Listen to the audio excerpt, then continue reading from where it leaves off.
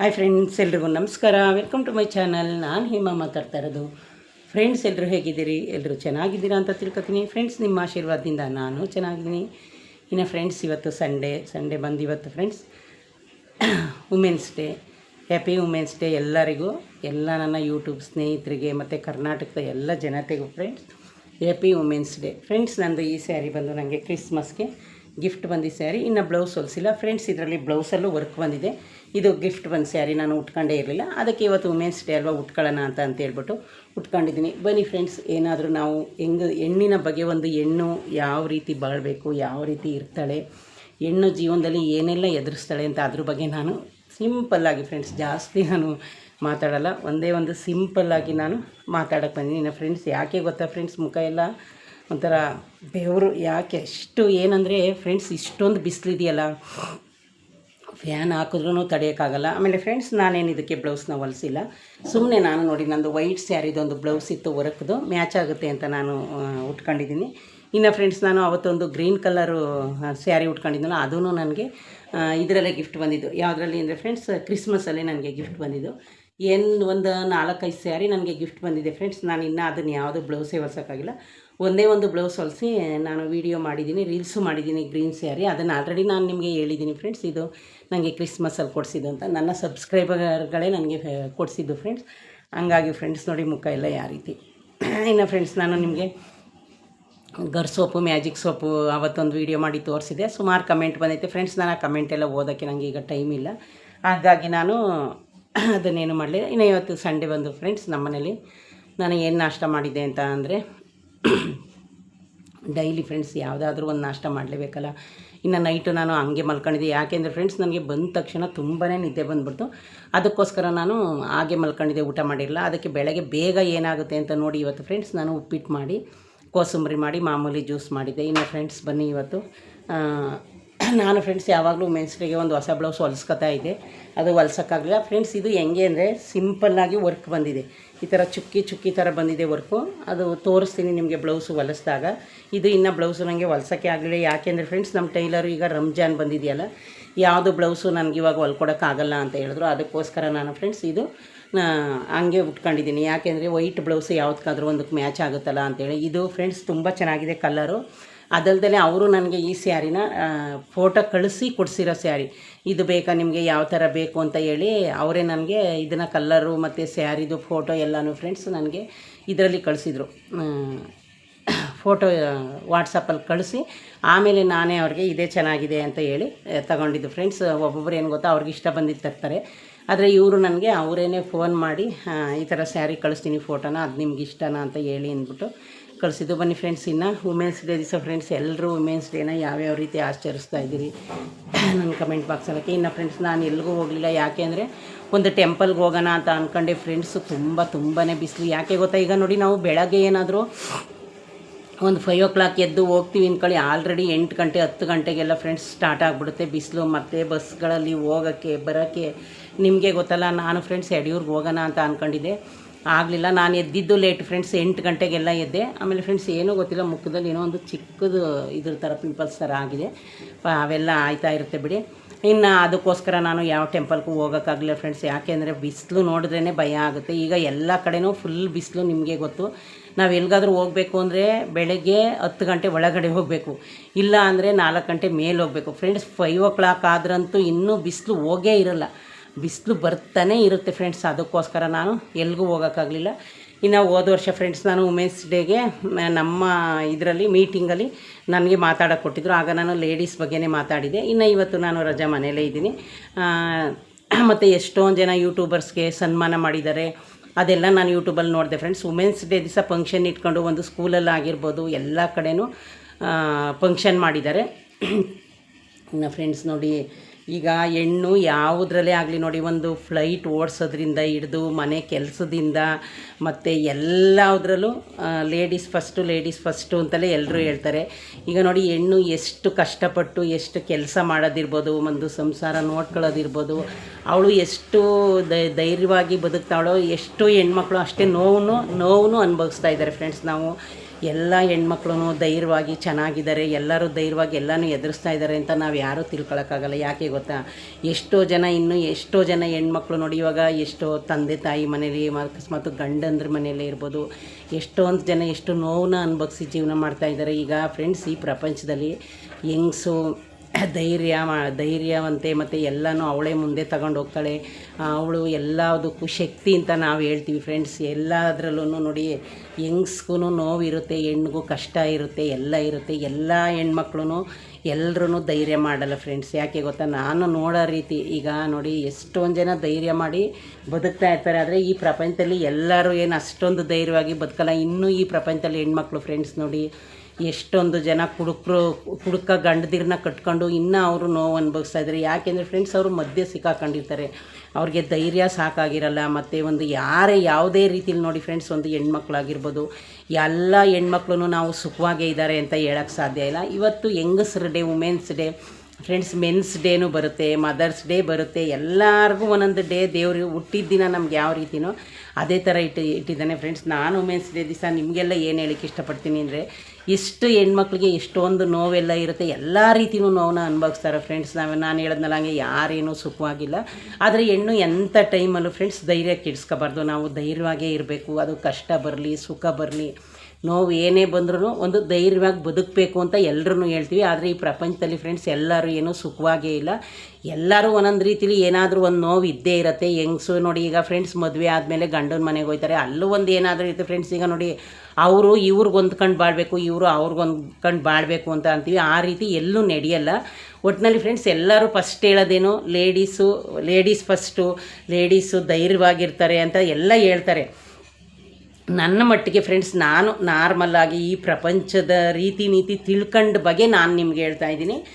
ಎಲ್ಲೇ ಆದ್ರೂ ಫ್ರೆಂಡ್ಸ್, ಎಲ್ಲ ಹೆಣ್ಮಕ್ಳು ಸುಖವಾಗಿಲ್ಲ, ಎಲ್ಲರೂ ಧೈರ್ಯವಾಗಿಲ್ಲ, ಎಲ್ಲನೂ ಧೈರ್ಯವಾಗಿ ಎದುರಿಸ್ತಾ ಇಲ್ಲ. ಇದು ಫ್ರೆಂಡ್ಸ್ 50%, ಓನ್ಲಿ 50% ಜನ ಧೈರ್ಯವಾಗಿ ಏನಾದರೂ ಬರಲಿ, ಏನಾದರೂ ಆಗಲಿ, ಎಲ್ಲ ಜೀವನದಲ್ಲಿ ಬಂದಿದ್ದೆಲ್ಲ ಬರಲಿ ಅಂತ ಅಂದಿರೋರು 50% ಅಷ್ಟೇ ಫ್ರೆಂಡ್ಸ್. ನನ್ನ ಅನಿಸಿಕೆ ನಿಮ್ಗೆ ಹೇಳ್ತಾ ಇದ್ದೀನಿ.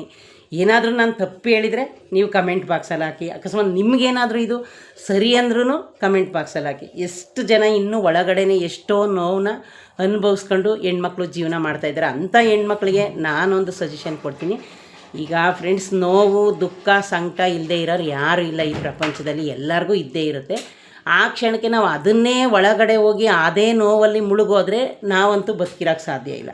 ಯಾಕಂದರೆ ನಾವು ಅದರಲ್ಲೇ ಮುಳುಗೋಯ್ತೀವಿ. ಒಂದು ಊಟ ತಿನ್ನೋದಾಗಲಿ, ತಿಂಡಿ ತಿನ್ನೋದಾಗಲಿ, ಒಂದು ಪ್ರಪಂಚದ ಹೊರಗೆ ನಾವು ಬರೋಕ್ಕೆ ಆಗಲ್ಲ. ಅದರೊಳಗೆ ನಾವು ಮುಳುಗಿದ್ರೆ ಅದಕ್ಕೆ ಫ್ರೆಂಡ್ಸ್ ಏನೇ ಬಂದ್ರೂ ನಾವು ಒಂದು 50% ತಗೋಬೇಕು. ಈ ಕಡೆ ಜೀವನನೂ ನೋಡಬೇಕು. ಯಾಕೆ ಫ್ರೆಂಡ್ಸ್, ನಮಗೆ ನೋಡಿ, ಈ ಜೀವನ ಬೇಡ ಅಂದ ತಕ್ಷಣ ಯಾರೂ ಸಾಯೋಕ್ಕಾಗಲ್ಲ. ಯಾಕೆ ಗೊತ್ತಾ, ಅದು ದೇವರು ನಮಗೆ ಹುಟ್ಟು ಕೊಟ್ಟಿದ್ದಾನೆ. ಸಾವು ನಮ್ಮನ್ನು ಹುಡಿಕೊಂಡು ಬರಬೇಕು. ನಮಗೆ ಈ ಥರ ಆಗಲಿಲ್ವಲ್ಲಪ್ಪ, ಅಯ್ಯೋ ಈ ಜೀವನ ಬೇಡಪ್ಪ ಅಂತ ಯಾರೂ ಅನ್ಕೋಬೇಡಿ. ಯಾಕೆ ಗೊತ್ತಾ, ನಾವು ಏನಾದರೂ ನಮ್ಮ ಹಣೆ ಬರ ಮುಗಿಯೋದು ಮುಂಚೆನೇ ನಾವು ಹೋದ್ರೂ ಆ ದೇವ್ರು ಕರ್ಕೊಳ್ಳಲ್ಲ. ಯಾಕೆ ಅಂದರೆ ಅಲ್ಲಿ ನಮ್ಮ ಆಯಸ್ಸು ಮುಗ್ದಿರಲ್ಲ, ಮತ್ತೆ ನೋವು ಅನುಭವಿಸ್ಬೇಕಾಗುತ್ತೆ. ಅದಕ್ಕೆ ನಾನು ಎಲ್ರಿಗೂ ಹೇಳೋದು ಒಂದೇ ಮಾತು ಫ್ರೆಂಡ್ಸ್, ನಾನು ಜಾಸ್ತಿ ಏನು ಹೇಳಲ್ಲ. ಹೆಣ್ಮಕ್ಳು ಕೆಲಸ ಮಾಡಿ, ಮತ್ತು ನೀವು ಯೋಚನೆ ಮಾಡಿ 2 ನಿಮಿಷ.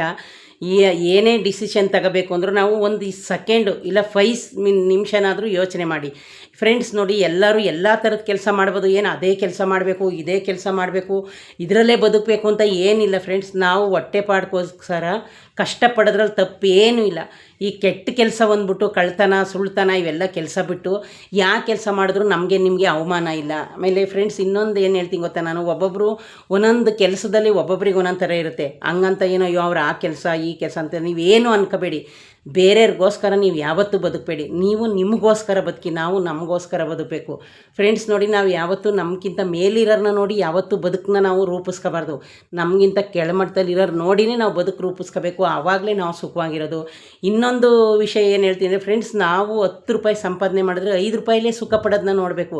ನಾವು 5 ರೂಪಾಯಿ ಸಂಪಾದನೆ ಮಾಡಿ 10 ರೂಪಾಯಿ ಸುಖ ಪಡೋದನ್ನ ಯಾರೂ ಯಾವತ್ತೂ ನೋಡಬೇಡಿ. ಆಗ ನೋಡಿ ನಾವು ಸಾಲಗಾರರಾಗ್ತೀವಿ, ಜೀವನ ನೆಮ್ಮದಿ ಇರಲ್ಲ, ಎಲ್ಲನೂ ಕಳ್ಕೊತೀವಿ. ಆದರೆ ಫ್ರೆಂಡ್ಸ್, ನಾನೇನು ಹೇಳ್ತೀನಿ ಅಂದರೆ, ನಾವು ಎಷ್ಟು ಪ್ರಪಂಚದಲ್ಲಿ ಪುಟ್ಟದಾಗಿ ಸಂಪಾದನೆ ಮಾಡ್ತೀವೋ ಪುಟ್ಟದಾಗಿರೋ ಸುಖನೇ ನಾವು ಬಯಸಬೇಕು. ಆಗ ನೋಡಿ ನಮ್ಮ ಲೈಫು ಕಲರ್ಫುಲ್ಲಾಗಿರುತ್ತೆ. ನಾವು ಬೇರೆಯವ್ರ ಬಗ್ಗೆ ಜಾಸ್ತಿ ಯೋಚನೆನೇ ಮಾಡಬಾರ್ದು. ಅವ್ರು ಆ ಥರ ಇದ್ದಾರೆ, ನಾನು ಈ ಥರ ಇರಬೇಕು, ಅದ್ರ ಬಗ್ಗೆ ನಾವು ತಲೆನೇ ಕೆಡಿಸ್ಕೋಬಾರ್ದು ಫ್ರೆಂಡ್ಸ್. ಆವಾಗಲೇ ನಾವು ಚೆನ್ನಾಗಿರೋಕ್ಕಾಗೋದು ಫ್ರೆಂಡ್ಸ್. ನಾವು ಎಷ್ಟೇ ಸಂಪಾದನೆ ಮಾಡಲಿ, ಯಾರೇ ಎಷ್ಟೇ ಸುಖವಾಗಿರಲಿ ನೋಡಿ, ಅವರೇನು ದುಡ್ಡನ್ನು ತಿನ್ನಲ್ಲ. ಎಲ್ಲರೂ ಒಂದು ತುತ್ತು ಹೊಟ್ಟೆಗೆ ಅನ್ನ ಹಸ್ದಾಗ ನಮ್ಗೆ ಅನ್ನನೇ ಬೇಕು. ದುಡ್ಡು ಐತಲ್ಲ ನನ್ನ ಹತ್ರ, ಜಾಸ್ತಿ ದುಡ್ಡು ತಿನ್ನೋಣ ಅಂತ ಅನ್ನೋಕ್ಕಾಗಲ್ಲ. ಇಷ್ಟೊಂದು ಸಂಪಾದನೆ ಮಾಡಿದ್ದೀನಿ, ಜನ ಇಷ್ಟೊಂದು ನನ್ನನ್ನು ಪ್ರೀತಿ ಮಾಡ್ತಾವ್ರಲ್ಲ, ನಾನು ಸಾಯಬಾರ್ದು, ನಾನು ಇಲ್ಲೇ ಇರಬೇಕು ಅಂದರೆ ದೇವ್ರು ನಮ್ಮನ್ನು ಬಿಡಲ್ಲ ಫ್ರೆಂಡ್ಸ್. ಈ ಪ್ರಪಂಚದಲ್ಲಿ ಯಾರು ಎಷ್ಟೇ ಪ್ರೀತಿ ಮಾಡಲಿ, ಯಾರು ಎಷ್ಟೇ ಸಂಪಾದನೆ ಮಾಡಲಿ ಫ್ರೆಂಡ್ಸ್, ಒಂದೇ ಒಂದು ಕ್ಷಣಕ್ಕೆ ಸಾವು ಅಂತ ಬಂದರೆ ನಾವೆಲ್ಲನೂ ಮರೆತು ಹೋಯ್ತಾ ಇರಬೇಕು. ಅದನ್ನು ನಾವು ಅರ್ಥ ಮಾಡ್ಕೊಂಡ್ರೆ ಜೀವನದಲ್ಲಿ ಫ್ರೆಂಡ್ಸ್, ನಾವು ಯಾವುದ್ರ ಮೇಲೂ ಡಿಪೆಂಡ್ ಆಗಬಾರ್ದು, ಯಾವುದನ್ನು ನಾವು ಜಾಸ್ತಿ ಪ್ರೀತಿನೂ ಮಾಡಬಾರ್ದು, ಯಾವುದರಿಂದ ಹೋಗ್ಲೂಬಾರ್ದು. ಅದು ಒಂದು ದುಡ್ಡಾಗಿರ್ಬೋದು, ಒಂದು ದೊಡ್ಡ ಕೆಲಸ ಆಗಿರ್ಬೋದು, ಒಂದು ಮನುಷ್ಯ ಆಗಿರ್ಬೋದು, ಒಂದು ಲೈಫ್ ಆಗಿರ್ಬೋದು. ಇವರಿಂದನೇ ಎಲ್ಲ, ಇದರಿಂದನೇ ಬದುಕಬೇಕು, ಇಲ್ಲಾಂದ್ರೆ ನಾನು ಬದುಕೇ ಇಲ್ಲ, ಇದು ಕೆಲಸ ಬಿಟ್ಟರೆ ನನಗಿನ್ನು ಬೇರೆ ಕೆಲಸವೇ ಇಲ್ಲ, ಇವ್ರು ನನ್ನ ಜೊತೆ ಇರೋದು ಬಿಟ್ಟರೆ ಇನ್ನು ಬೇರೆ ನನಗೆ ಬದುಕೇ ಇಲ್ಲ ಅನ್ನೋದನ್ನು ನೀವು ತೆಗ್ದಾಕ್ಬಿಡಿ ಜೀವನದಲ್ಲಿ. ಅದೆಲ್ಲ ಬರೀ ಭ್ರಮೆ.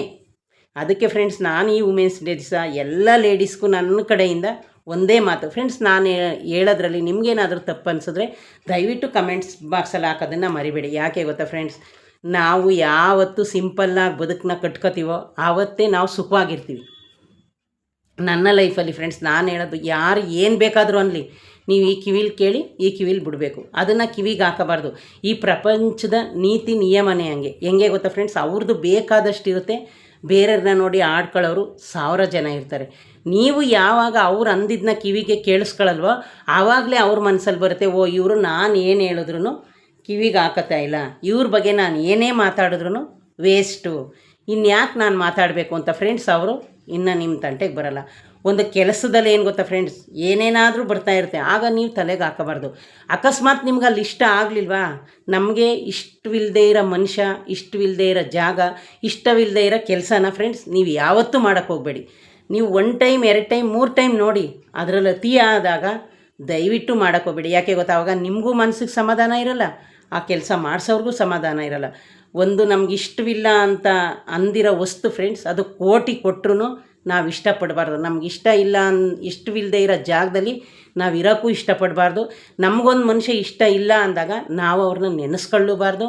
ಈ ಜೀವನವೂ ಅಷ್ಟೇ, ನಮಗೊಂದು ಜೀವನ ಇಷ್ಟ ಇಲ್ಲ ಅಂದರೆ ನಾವೇ ಸ್ವಂತ ಜೀವನ ಕಟ್ಕೋಬೇಕು. ನಮ್ಮ ಜೀವನ ಈ ಥರ ನಾವು ನಿರೂಪಿಸ್ಕೋಬೇಕು, ಈ ಥರನೇ ಬದುಕಬೇಕು, ಒಬ್ಬರು ಆಡ್ಕೊಳ್ದಂಗೆ ಬದುಕಬೇಕು.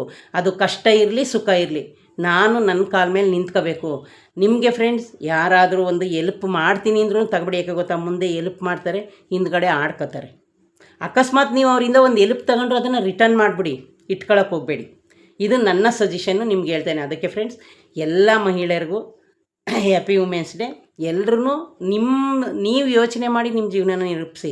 ಇನ್ನೊಬ್ಬರು ಹೇಳಿದ್ನ ನೀವು ಯಾವತ್ತೂ ಕೇಳೋಕೊಡೆ, ನಾನು ಇದು ಮಾಡ್ತಾ ಇದ್ದೀನಲ್ಲ, ಇದು ಸರಿನಾ, ಇದು ತಪ್ಪ, ಈ ಜೀವನ ಸರಿಯಾಗೈತಾ, ನಾನು ಏನು ಮಾಡ್ಬೋದು, ಮುಂದೆ ಹೆಂಗಿರ್ಬೋದು, ಏನು ಮಾಡಬೇಕು ಅಂತ ನೀವು ಯೋಚನೆ ಮಾಡಿ. ಅಲ್ಲಿಗೆ ನಮ್ಮ ಜೀವನ ಸರಿ ಹೋಗುತ್ತಲ್ಲ ಫ್ರೆಂಡ್ಸ್. ನೋಡಿ, ಯಾರಿಗೆ ಆಗಲಿ ಈ ಜೀವನದಲ್ಲಿ ಒಂದು ಕೆಲಸದ ವಿಷಯದಲ್ಲಾಗಿರ್ಬೋದು, ಒಂದು ಸಂಸಾರದ ವಿಷಯದಲ್ಲಾಗಿರ್ಬೋದು, ಒಂದು ಲೈಫ್ ವಿಷಯದಲ್ಲಾಗಿರ್ಬೋದು, 4 ದಿನ ಕಷ್ಟ ಬಂದೇ ಬರುತ್ತೆ, ಯಾರಿಗೂ ಬರದೇ ಇರಲ್ಲ. ಆ ಕಷ್ಟದಲ್ಲಿ ನೀವು ಕರಗಬಾರ್ದು. ನಾವು ಯಾವಾಗ ಕರಗ್ತೀವೋ ನಮ್ಮ ಧೈರ್ಯ ಕಳ್ಕೊತೀವಿ. ನಾವು ಆ ಥರ ಕರಗಿ ಇನ್ನೊಬ್ರ ಹತ್ರ ಹೇಳುವಾಗ ಅವರು 1ಕ್ಕೆ 3 ಹೇಳ್ತಾರೆ, ಮತ್ತು ಅದನ್ನು ನಾವು ಚಿಂತೆ ಮಾಡಬೇಕಾದ ಪರಿಸ್ಥಿತಿ ಬರುತ್ತೆ. ಅದಕ್ಕೆ ನಾನು ಹೇಳೋದು, ನಾವು ಇನ್ನೊಬ್ರಿಗೆ ಹೇಳಿ ಸಜೆಷನ್ ತಗೊಳ್ಳೋಕ್ಕಿಂತ ಮುಂಚೆ ನಾವೇ ಒಂದು ಜಾಗದಲ್ಲಿ ಒಬ್ಬರೇ ಕೂತ್ಕೊಂಡು ಒಂದು 10 ನಿಮಿಷ ಯೋಚನೆ ಮಾಡಬೇಕು ಫ್ರೆಂಡ್ಸ್. ನಮಗೆ ಬೇಜಾರಾದರೆ ಯಾವುದಾದ್ರು ದೇವಸ್ಥಾನ ಟೆಂಪಲ್ಗೆ ಹೋಗಿ ಯೋಚನೆ ಮಾಡಿ, ಆ ದೇವರೇ ನಮಗೆ ಯಾವ ರೀತಿ ಇರಬೇಕು, ಏನು ಮಾಡಬೇಕು ಅಂತ ಯೋಚನೆ ಕೊಡ್ತಾನೆ. ನೋಡಿ, ನಾವು ಏನೇ ಕಷ್ಟ ಬಂದಾಗ ಯಾರು ಅಣ್ಣ ಅಕ್ಕ ಅಮ್ಮ ಅವ್ವ ಅಂತ ನೆನೆಸ್ಕೊತೀವ, ಅಯ್ಯೋ ದೇವರೇ ಏನು ಮಾಡೋದಪ್ಪ, ಒಂದು ಏನೇ ಕಷ್ಟ ಬರಲಿ, ಒಂದು ಕೆಲಸದಾಗಲಿ, ನಮ್ಮ ಜೀವನ ಬರಲಿ, ಅಯ್ಯೋ ದೇವರೇ ಏನು ಮಾಡಪ್ಪ ಈ ಥರ ಆಯ್ತಲ್ಲ ಅಂತ ಅನ್ಕೋತೀವಿ. ಅದಕ್ಕೋಸ್ಕರ ಫ್ರೆಂಡ್ಸ್ ನಾನು ಹೇಳೋದು, ಆ ದೇವರು ನಮ್ಮ ಮನೆ ಬರದಲ್ಲಿ ನಮ್ಮ ಜೀವನದಲ್ಲಿ ಯಾವ ರೀತಿ ಬದುಕಬೇಕು, ಹೆಂಗಿರಬೇಕು ಅಂತ ಬರೆದವನು, ಅದನ್ನು ಯಾರಿಂದಲೂ ತಪ್ಸೋಕ್ಕೆ ಸಾಧ್ಯ ಇಲ್ಲ. ಆ ಕ್ಷಣಕ್ಕೆ ಅವ್ರು ಏನಾದರೂ ನಮಗೆ ಸಜೆಷನ್ ಕೊಡ್ಬೋದು ಅಷ್ಟೇ. ನನ್ನ ಕಡೆಯಿಂದ ಫ್ರೆಂಡ್ಸ್ ಲೇಡೀಸ್ಗೆ ನಾನು ಒಂದೇ ಸಜೆಷನ್ ಕೊಡೋದು, ದಯವಿಟ್ಟು ಯಾರು ಧೈರ್ಯನೂ ಕಳ್ಕೊಬೇಡಿ, ಜೀವನ ಹಿಂಗೆ ಐತಲ್ಲ ಅಂತಲೂ ಅನ್ಕೋಬೇಡಿ. ನೀವೇ ಕೂತ್ಕೊಂಡು ಯೋಚನೆ ಮಾಡಿ, ನಿಮ್ಮ ಜೀವನದಲ್ಲಿ ಹೆಂಗಿದ್ರೆ ಏನಾಗುತ್ತೆ ಅನ್ನೋದನ್ನ ನೀವು ಯೋಚನೆ ಮಾಡಿ. ಬೇರೆಯವ್ರ ಸಜೆಷನ್ ತಗೊಂಡು ಯಾವತ್ತೂ ನಿರ್ಧಾರ ತಗೊಳ್ಳಿ. ಒಳ್ಳೆ ಸಜೆಷನ್ ಕೊಟ್ಟರೆ ಅದರಲ್ಲೂ ನೀವು ಕೂತು ಯೋಚನೆ ಮಾಡಿ. ನನ್ನ ಕಡೆಯಿಂದ ಇವತ್ತು ವುಮೆನ್ಸ್ ಡೇ ದಿವಸ ಫ್ರೆಂಡ್ಸ್ ನಾನು ಇದನ್ನೇ ಹೇಳಬೇಕು ಅಂತ ಅಂದ್ಕೊಂಡಿದ್ದೆ. ನನ್ನ ಈ ಮಾತು ನಿಮಗೆಲ್ಲ ಇಷ್ಟ ಆಗಿದೆ ಪ್ಲೀಸ್ ದಯವಿಟ್ಟು ಒಂದು ಲೈಕ್ ಕೊಟ್ಟು ಸಬ್ಸ್ಕ್ರೈಬ್ ಮಾಡಿ, ಶೇರ್ ಮಾಡೋದನ್ನು ಮರಿಬೇಡಿ. ಇನ್ನು ನಿಮಗೇನು ಅನಿಸುತ್ತೆ ನನ್ನ ವಿಡಿಯೋ ನೋಡಿ, ಈ ಮಾತು ಸರಿನಾ, ಈ ಮಾತು ತಪ್ಪಾ ಅಂತ ನನಗೆ ಕಮೆಂಟ್ ಬಾಕ್ಸಲ್ಲಿ ಹಾಕೋದನ್ನು ಮರಿಬೇಡಿ. ಫ್ರೆಂಡ್ಸ್, ಯಾವತ್ತೇ ಆಗಲಿ ಈ ಪ್ರಪಂಚದಲ್ಲಿ ಕಷ್ಟ ಸುಖ ನೋವು ಎಲ್ರಿಗೂ ಇದ್ದೇ ಇರುತ್ತೆ. ನಾವು ದೂರದಿಂದ ನೋಡಿದ್ರೆ 4 ಜನ ಸುಖ ಪಡ್ತಾವ್ರೇನೋ ಅಂತ ಅನ್ಕೋತೀವಿ, ಅದು ಭ್ರಮೆ. ಯಾಕಂತ ಅವರಲ್ಲೂ ಒಂದು ನೋವಿರುತ್ತೆ, ಅವರಲ್ಲೂ ಒಂದು ಕಷ್ಟ ಇರುತ್ತೆ. ಹಂಗಾಗಿ ಫ್ರೆಂಡ್ಸ್, ಈ ವಿಷಯನ ನನಗೆ ಹೇಳಬೇಕು ಅನ್ನಿಸ್ತು, ಅದಕ್ಕೆ ಹೇಳಿದೆ. ನೋಡಿದ್ರಲ್ಲ ಫ್ರೆಂಡ್ಸ್, ಇದೇ ಯಾರಾದರೂ ಫಸ್ಟು ನನ್ನ ವೀಡಿಯೋ ನೋಡ್ತಾಯಿದ್ರಿ ಪ್ಲೀಸ್ ಒಂದು ಲೈಕ್ ಕೊಟ್ಟು ಸಬ್ಸ್ಕ್ರೈಬ್ ಮಾಡೋದನ್ನ ಮರಿಬೇಡಿ ಫ್ರೆಂಡ್ಸ್. ಬಾಯ್.